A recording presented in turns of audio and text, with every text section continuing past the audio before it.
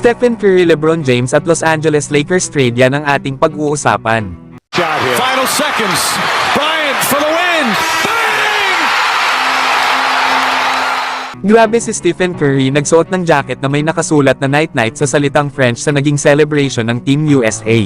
Alam naman natin na 8 3-pointers ang ginawa ni Curry laban sa France kasama na ang clutch shots nito sa final minute ng laro.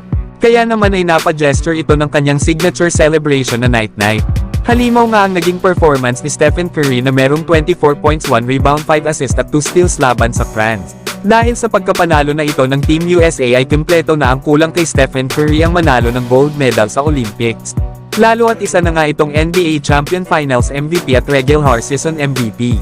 Kaya wala nang masasabi sa kanya ang mga bumabati ko sa kanyang mga achievements. Samantalang tinawag naman ni LeBron James ang Team USA ngayong 2024 na The Avengers.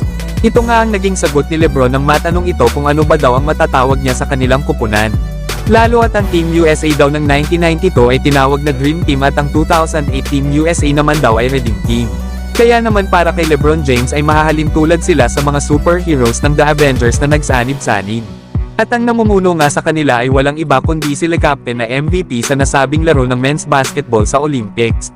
Kinailangan kasi ng Team USA na mabuo ang version ng The Avengers ng kanilang kupunan para manalo ng gold medal.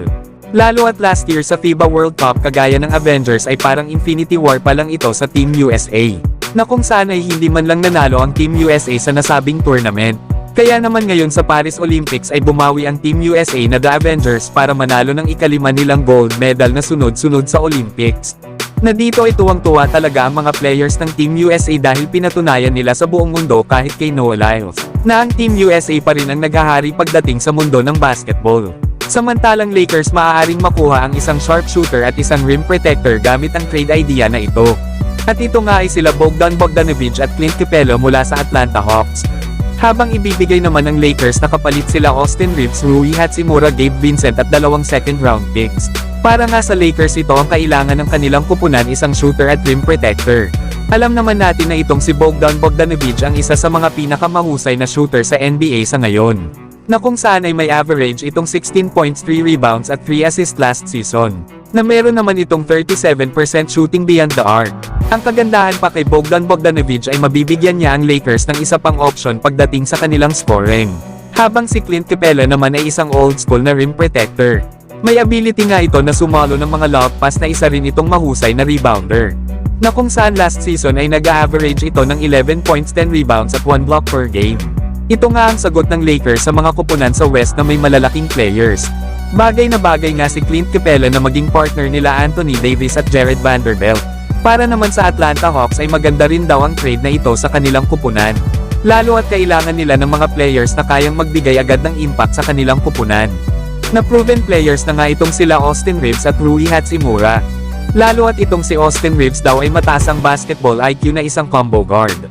Maaasahan nga itong playmaker, defender at scorer. Habang ito naman daw si Rui Hachimura ay isang versatile na forward. Maaasahan nga itong two-way player agad para sa Atlanta Hawks. Nandyan din naman daw ang veterano na si Gabe Vincent na magandang kapalitan ni Trae Young coming off the bench. Kaya solid daw ang trade na ito para sa Atlanta Hawks para sa dalawa nilang players na may expiring contract. Lalo at may dalawa pang kasamang second round picks ang nasabing trade package ng Los Angeles Lakers. Pero kayo mga idol, ano ang masasabi nyo sa trade idea na ito?